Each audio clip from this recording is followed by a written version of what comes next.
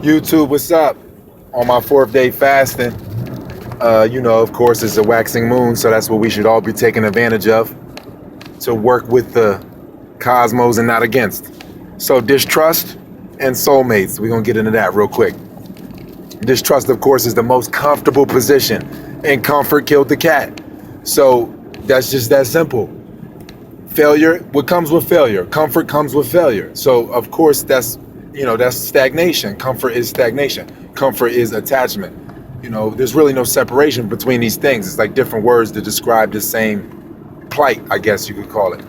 But so, basically, whenever you are putting up the wall of distrust, it's the most comfortable position, because if you have no trust for anything, not even yourself probably, then you're totally against everything.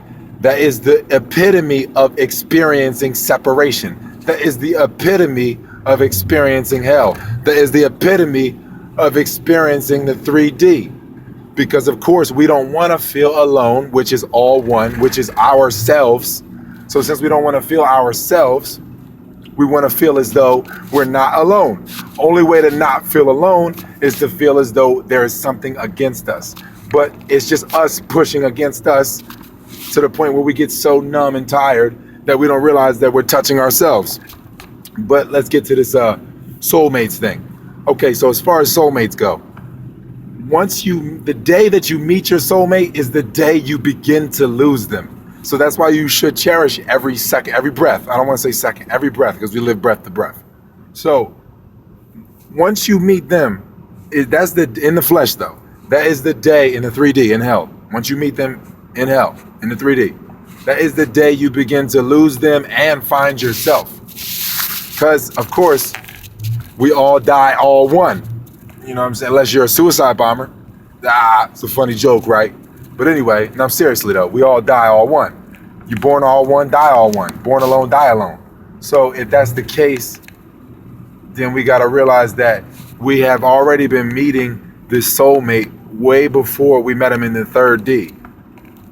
It's already been manifesting way before that. The germination of that collision happened. You've already met them. That's already happened at less dense levels of your being. It's already happened. So you already have met them in that way. But once you meet in the flesh, you're at that point now where you're just absorbing their perspective and exchanging perspective to where you realize where they are within you, and then you always have them within you, and vice versa. So at that point, you no longer need the crutch of one another in the physical 3D form, because 3D is where we experience separation. So once you're no longer separate and you house one another, the perspectives, the angles, the angels, the demons, because that's what an angel is, inside yourself, and you realize that perspective and you know it, then once you know it, you know it. So it's nothing to feel good or bad about. It is what it is. So that is the case with a soulmate.